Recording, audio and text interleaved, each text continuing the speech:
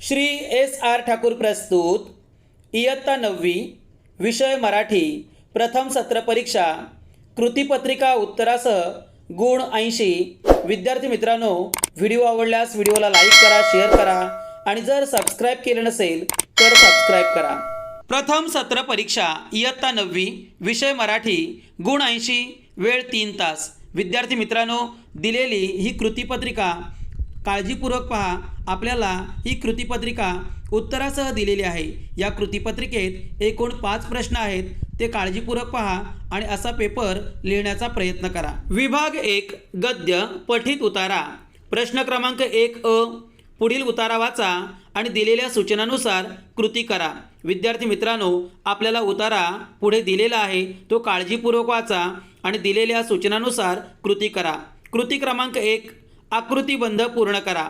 अनुताईंच्या जीवनात या गोष्टींचा सुरेख मिलाफ होता। उत्तर आहे त्याग, कष्ट, निस्वार्थी सेवा। प्रश्न क्रमांक 2 अनुताईंचा विवाह वयाच्या इतक्या वर्षी झाला। उत्तर आहे 13व्या वर्षी। विद्यार्थी मित्रांनो, दिलेला हा उतारा काळजीपूर्वक वाचा। प्रश्न क्रमांक 2 चौकट पूर्ण करा। प्रश्न क्रमांक 1 अनुताई यांचे अश्रू पुसणाऱ्या। उत्तर आहे ताराबाई मोडक। प्रश्न क्रमांक 2 कोसवाडच्या टेकडीवरील समयी म्हणून ओळख। उत्तर आहे अनुताई वाघ। प्रश्न क्रमांक 3 ताराबाई यांनी स्थापन केलेली संस्था। उत्तर आहे बाल ग्रामशिक्षण केंद्र। प्रश्न क्रमांक 4 अनुताई यांच्या कामाच्या त्रिसूत्रीपैकी एक सूत्र। उत्तर आहे वेगवेगळ्या कल्पना। प्रश्न क्रमांक 3 स्वमत। प्रस्तुत उतारा वाचल्यानंतर अनुताई वाघ यांच्याविषयी तुमच्या मनात तयार झालेल्या भावना तुमच्या शब्दात व्यक्त करा।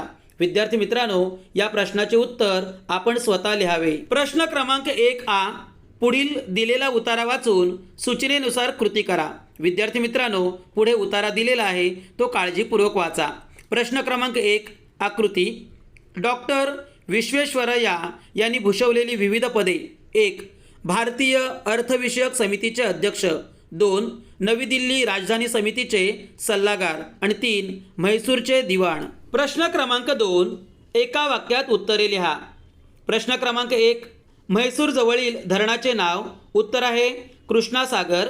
प्रश्न क्रमांक 2 म्हैसूरच्या महाराजांनी डॉक्टर विश्वेश्वरय्या यांना याची सूत्रे सोपवली।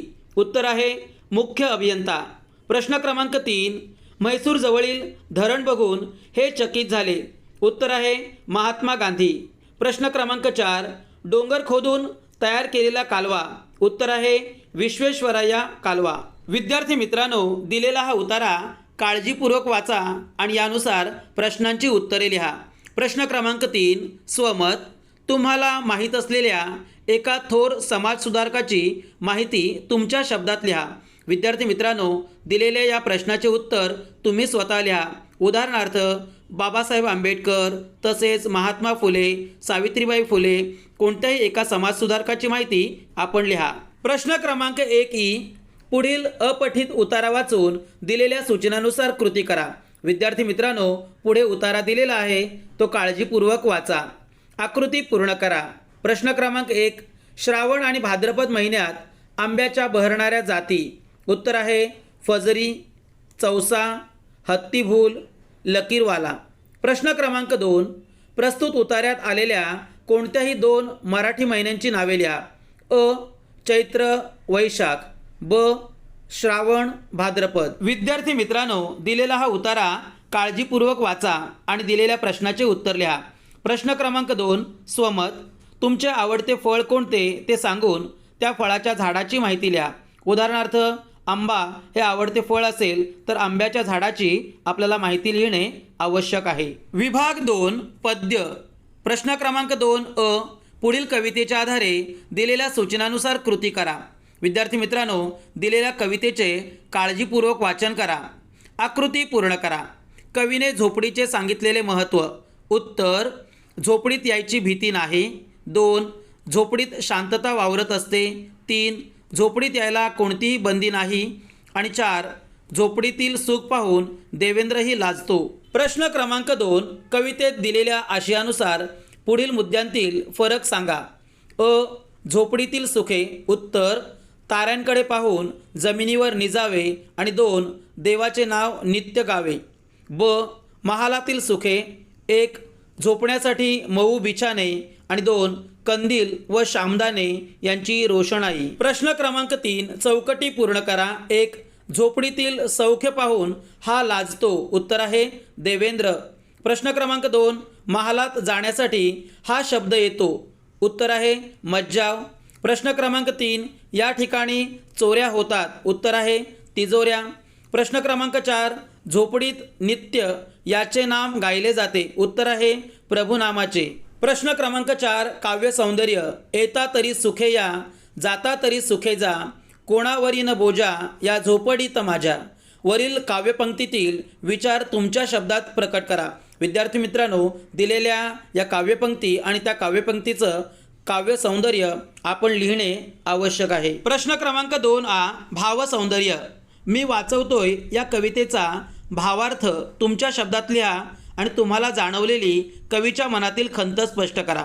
विद्यार्थी मित्रांनो, या प्रश्नाचं उत्तर कवितेच्या आधारे तुम्ही लिहा. प्रश्न क्रमांक 2 कोणत्याही एका कवितेची पुढील मुद्द्यांच्या आधारे माहिती लिहा. कवितेचं नाव आहे जैसा वृक्ष नेणे. उत्तर 1 कवितेचे कवी किंवा कवयित्री. उत्तर आहे संत नामदेव. 2 कवितेतून मिळणारा संदेश. उत्तर आहे संतांचे वर्तन जसे मानापमान व निंदास्तुती यांच्या पलीकडे असते तशी आपली वागणूक ठेवावी. 3 कवितेतील आवडलेले ओळी. उत्तर आहे जैसा वृक्ष नेणे मान अपमान, तैसे ते सज्जन वर्तताती.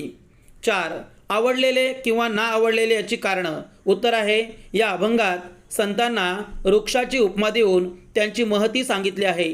तसेच जीवन जगताना चित्त स्थिर ठेवावे असे सांगितलेले आहे. विभाग 3 स्थूल वाचन. प्रश्न क्रमांक 3 पुढीलपैकी कोणत्याही 2 कृती सोडवा.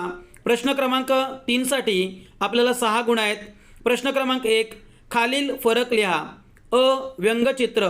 उत्तर आहे हास्याबरोबर काही गमतीदार विचार मांडलेला असतो. ब हास्यचित्र केवळ हसवणे हा मुख्य हेतू असतो. प्रश्न क्रमांक 2 इंग्लंडमधील धुक्याचा तेथील जनजीवनावर होणारा परिणाम सविस्तर लिहा. विद्यार्थी मित्रांनो, स्थूल वाचनच्या आधारे या प्रश्नाचे उत्तर आपण लिहा. प्रश्न क्रमांक 3 पुढील घटकांमध्ये तुलना करा. अ भारतातील धुके. उत्तर मनाला सुखद संवेदना देते. 2 धुक्याचा पडदा थोडा वेळ राहतो. ब लंडनमधील धुके.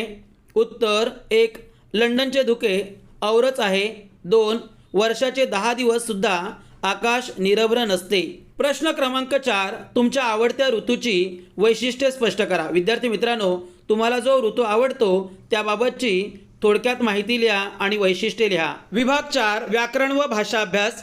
प्रश्न क्रमांक 4 व्याकरणावर आधारित कृती. 1 अलंकार कृती. पुढील कोणत्याही एका अलंकाराचे लक्षण सांगून उदाहरण लिहा. 1 दृष्टांत अलंकार.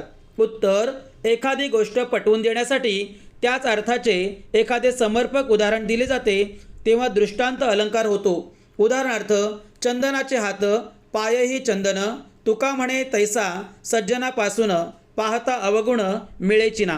प्रश्न क्रमांक 2 रूपक अलंकार. उत्तर जेव्हा उपमेय व उपमान यात एकरूपता आहे असे वर्णन येते तेथे रूपक अलंकार होतो. उदाहरणार्थ लहान मूल म्हणजे मातीचा गोळा. प्रश्न क्रमांक 2 रसविचार. पुढील उदाहरणे वाचून त्यातील भाव समजून रस प्रकाराचे नाव लिहा. पहिल्याचं उत्तर आहे हास्यरस. प्रश्न क्रमांक 2 चे उत्तर आहे वीररस. प्रश्न क्रमांक 3 वाक्प्रचार कृती. पुढील वाक्प्रचार व अर्थ यांच्या जोड्या लावा. वाक्प्रचार. 1 अभिनंदन करणे. 2 कानमंत्र देणे. 3 घाम गाळणे. 4 दुरावत जाणे. अर्थ सल्ला देणे. ब कौतुक करणे. क लांब जाणे. आणि ड खूप कष्ट करणे. योग्य उत्तरे. 1 अभिनंदन करणे, कौतुक करणे. 2 कानमंत्र देणे, सल्ला देणे. 3 घाम गाळणे, खूप कष्ट करणे. 4 दुरावत जाणे. उत्तर आहे लांब जाणे. प्रश्न क्रमांक 4 भाषा अभ्यासावर आधारित कृती. प्रश्न क्रमांक 1 पुढील शब्दातील अक्षरापासून अर्थपूर्ण शब्द तयार करा. कोणतेही 2. गुण 2. प्रश्न क्रमांक 1 आनंदवन. योग्य 2 शब्द आनंद आणि वन. प्रश्न क्रमांक 2 शेजार धर्म. योग्य शब्द आहेत शेजार आणि धर्म. प्रश्न क्रमांक 3 कुमार भारती, यामध्ये उत्तर आहे कुमार, भारती, मार आणि भार. प्रश्न क्रमांक 2, पुढील शब्दांना समानार्थी शब्द लिहा. 1 आई, उत्तर आहे माता. 2 राग, उत्तर आहे द्वेष. प्रश्न क्रमांक 3, पुढील शब्दांचे विरुद्धार्थी शब्द लिहा. 1 तक्रार, विरुद्धार्थी शब्द आहे विनंती. प्रश्न क्रमांक 2 आशा, विरुद्धार्थी शब्द आहे निराशा. प्रश्न क्रमांक 4, पुढील शब्द गटातून लेखन नियमानुसार अचूक शब्द ओळखा. प्रश्न क्रमांक 1 मधील चौथा शब्द म्हणजे महाराष्ट्र हा असा लिहा. प्रश्न क्रमांक 2 आशीर्वाद, यामध्ये जो तिसरा शब्द आहे तो आशीर्वाद अशा पद्धतीनं लिहा. प्रश्न क्रमांक 3 प्रभुनाम हा पहिला जो शब्द आहे तो असाच आपण लिहावा. प्रश्न क्रमांक 4 दीप प्रज्वलन हा पहिला जो शब्द आहे अशाच पद्धतीनं आपण लिहा. प्रश्न क्रमांक 5 पुढील विरामचिन्ह ओळखा. प्रश्न क्रमांक 1 दिलेले विरामचिन्ह प्रश्नचिन्ह आहे. प्रश्न क्रमांक 2 दिलेले विरामचिन्ह दुहेरी अवतरण चिन्ह आहे. प्रश्न क्रमांक 6 पुढील पारिभाषिक शब्दांना मराठी भाषेतील शब्द सांगा. प्रश्न क्रमांक 1 एजंट म्हणजेच अभिकर्ता किंवा प्रतिनिधी. प्रश्न क्रमांक 2 इंडेक्स म्हणजेच अनुक्रमणिका. प्रश्न क्रमांक 7 पुढील शब्दसमूहाबद्दल एक शब्द लिहा. प्रश्न क्रमांक 1 दररोज प्रसिद्ध होणारे, उत्तर आहे दैनिक. प्रश्न क्रमांक 2 दुसऱ्यावर अवलंबून असणारा, उत्तर आहे परावलंबी. विभाग 5 उपयोजित लेखन. प्रश्न क्रमांक 5 पत्रलेखन. खालील निवेदन वाचा व सूचनेनुसार कृती करा. विद्यार्थी मित्रांनो, दिलेले निवेदन काळजीपूर्वक वाचा आणि दोन्ही पत्र पहा. एक पहिला पत्र आहे आपल्या शाळेतील ग्रंथालयासाठी पुस्तकांची मागणी करणारी पत्र माननीय व्यवस्थापकांना लिहा. हे औपचारिक पत्र आहे किंवा उत्कृष्ट वाचक स्पर्धेत क्रमांक मिळवल्याबद्दल तुमच्या मित्राचे मैत्रिणींचे अभिनंदन करणारे पत्र लिहा. हे अनौपचारिक पत्र आहे. या दोन्ही पत्रांपैकी कोणतंही एक पत्र लिहिणे आवश्यक आहे. विद्यार्थी मित्रांनो, पत्र लिहिताना मायना व विषय, त्याचबरोबर ज्यांना पत्र पाठवायचे आहे त्यांचा पत्ता, पत्र पाठवणाऱ्याचा पत्ता व दिनांक, त्याचबरोबर विषयानुरूप मांडणी, मुख्य मजकूर आणि समारोप या गोष्टींना महत्त्व आहे. प्रश्न क्रमांक 5 खालीलपैकी कोणत्याही 2 कृती सोडवा. गुण 10. विद्यार्थी मित्रांनो, इथे 3 कृती दिलेल्या आहेत. 1 कथालेखन, 2 मुलाखत लेखन आणि 3 जाहिरात लेखन. या 3 कृतींपैकी कोणत्याही 2 कृती सोडवल्यास आपल्याला 10 गुण मिळतील. प्रश्न क्रमांक 1 कथालेखन. पुढील मुद्द्यांच्या आधारे कथा लिहून कथेला योग्य शीर्षक द्या. विद्यार्थी मित्रांनो, दिलेली अर्धवट कथा काळजीपूर्वक पहा आणि ही कथा पूर्ण करण्याचा प्रयत्न करा. कथा लिहिताना कथेचे स्वरूप, कथा भूतकाळात असणे, त्याचबरोबर शीर्षक, तात्पर्य इत्यादी गोष्टी आवश्यक आहेत. कथेतील पात्र, संवाद, भूमिका यांचा योग्य वापर करा. विरामचिन्हांचा योग्य वापर करा आणि दिलेली कथा पूर्ण करा. प्रश्न क्रमांक 2 मुलाखत लेखन. तुमच्या शाळेतील शिक्षक श्री योगेश पवार सर यांना यावर्षी राज्य शासनाचा आदर्श शिक्षक पुरस्कार प्राप्त झाला आहे. त्यांचे अभिनंदन करा व त्यासाठी त्यांची मुलाखत घ्या. विद्यार्थी मित्रांनो, प्रत्यक्ष मुलाखत घेताना प्रश्नोत्तर स्वरूपात संवाद साधा. त्याचबरोबर मोकळे वातावरण ठेवा. समोरच्या व्यक्तीचा मान राखत संवाद साधा आणि व्यक्तीला बोलते करा. अशा पद्धतीनं योग्य मुलाखत घ्या. प्रश्न क्रमांक 3 जाहिरात लेखन. खालील शब्दांचा वापर करून एक योग्य जाहिरात तयार करा. भाजीपाला विक्री केंद्र, विविध भाज्यांचा प्रकार, ताजी, स्वच्छ, विक्री, आकर्षक फायदे, ठिकाण आणि वेळ, घरपोच इत्यादी शब्दांचा वापर करून योग्य जाहिरात तयार करा. विद्यार्थी मित्रांनो, जाहिरात लेखन करताना लक्षवेधी शब्दरचना असणे आवश्यक आहे. आराखडा, मांडणी योग्य असावी. अलंकारिक भाषाशैली आणि समर्पक संदर्भाचा योग्य उल्लेख असणे आवश्यक आहे. योग्य समर्पक जाहिरात असेल तर आपल्याला चांगले गुण मिळतील. प्रश्न क्रमांक 5 लेखन कौशल्य.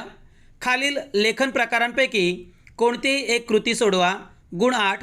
1 वैचारिक लेखन, 2 प्रसंग लेखन, 3 आत्मकथन. 1 वैचारिक लेखन. पुढील मुद्द्यांच्या आधारे कोरोना या भयानक विषाणू या विषयावर विचार मंथन करा. विद्यार्थी मित्रांनो, दिलेल्या या 4ही मुद्द्यांवर आधारित आपले विचार लिहायचे आहेत. 1. कोरोना विषाणूचा उगम. 2. या विषाणूची लक्षणे. 3. कोरोना विषाणूवरील उपाय आणि घ्यावयाची काळजी. अशा 4 ते 5 परिच्छेदामध्ये आपले विचार व्यक्त करणे आवश्यक आहे. प्रसंग लेखन.